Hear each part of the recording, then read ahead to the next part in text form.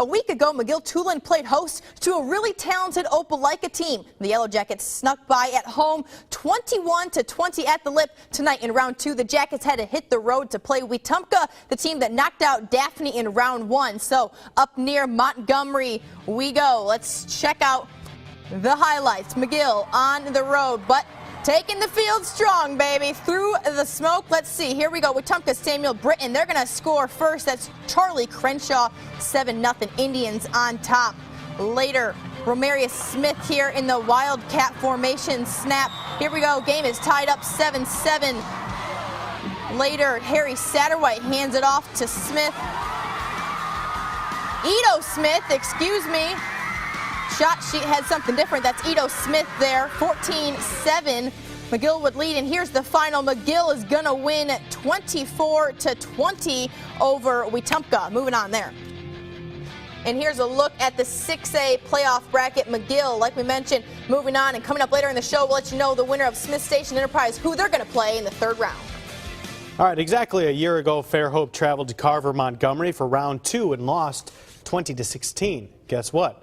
Fairhope, round 2 versus Carver at Carver again. Pirates hoping for a little revenge tonight. Take a look at the map to see more traveling. Have game, must travel. Look at all those footballs all across the state, and let's take a look at some football action right now. This is a common open shot that we've been seeing here throughout the show. Fans in the rain watching some football. Carver Montgomery, Javante Davidson takes the handoff. He will turn the corner and take it to the house. 7-zip in the first. Second quarter action. After the celebration, we've got Lindell Wilson. Flips over the pile. That was amazing. 14-zip. We've got to get that in slow-mo at some point later. Simone, just show that later in the week in slow-mo. All right, Fairhope QB Steven Jackson sacked. Pretty much how the first half went. So the Pirates struggling on the road, and they will not advance. They fall 33-6 tonight. Take a look at that, the 6A playoff bracket. We've got Fairhope not advancing. Carver Montgomery will for the second straight year. Now, Foley at Auburn at the bottom of that, so let's take a look at those highlights. Overview of Foley Stadium. Nice looking shot there. Band about to play. Foley marching band. Team about to play. Here's the highlights halfway through the first. Auburn with the ball. Blaze Taylor blazing down the sidelines. Nice play. Auburn would snag a field goal, making them 3-0 for the start. All right, Foley with the ball now. Just a few minutes at the end of the first quarter. Quarterback Cam Tyler looking for DeMarcus Bingham. And bing! Him. That wasn't very good. I'll work on that joke and come back later with something funnier. At the beginning of the second quarter, Auburn sweeps up another opportunity. Running back Tyus Flakes. Frosted Flakes. No? No good? Love it. Nope. My joke's terrible tonight. That, though. I'm working on them. All right.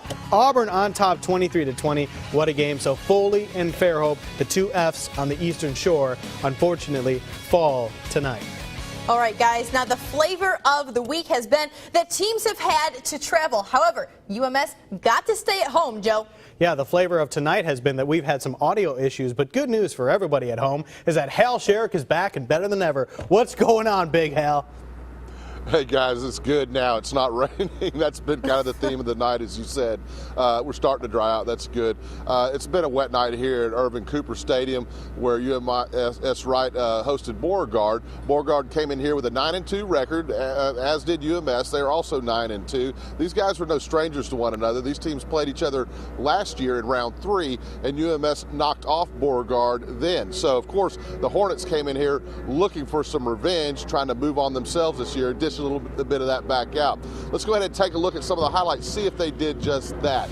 Now, as I mentioned, it's been a wet night here at Old Shell Road. The steady rain and drizzle. The fans had to pull out the rain gear and umbrellas.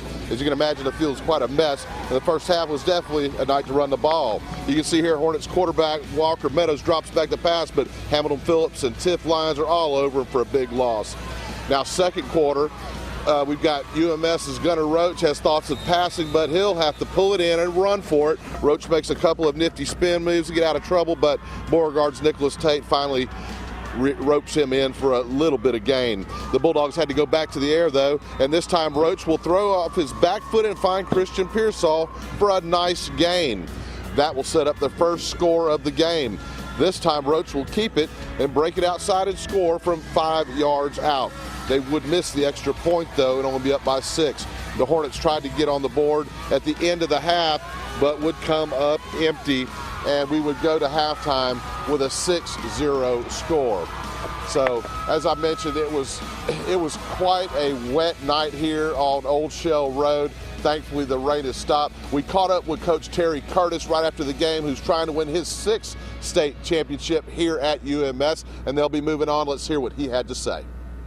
Well, no, and I thought our guys played hard. We knew they were coming in here. They said last week that we were the one they wanted to play because they felt like they could have easily won the game last year, which they could have. And about the same team, and thought they were a little bit better, and I think we're a little bit better. So proud of our defense in the first half, and just absolutely monsoon conditions. We didn't have a turnover all night, and didn't give up any big plays, and I couldn't be more proud of the bunch. And the final score here tonight was UMS 21, Beauregard 7. So they'll be hitting the road, UMS that is, next week for round 3. They'll have to travel and seeking their next state championship. We're now reporting live from Old Shell Road and Irvin Cooper Stadium. Hal Sherrick, Fox 10 News. Good work tonight, Hal. Appreciate all the hustle out there in the rain, bringing the highlights. Let's take a look at the 4A state playoff bracket. We're still waiting on the bottom part of that bracket, but we do know, as Hal just mentioned, that UMS Wright is moving forward. Coach Terry Curtis doing it again. The Bulldogs barking loud into the 3rd round. We'll be right back with more First and 10 after this.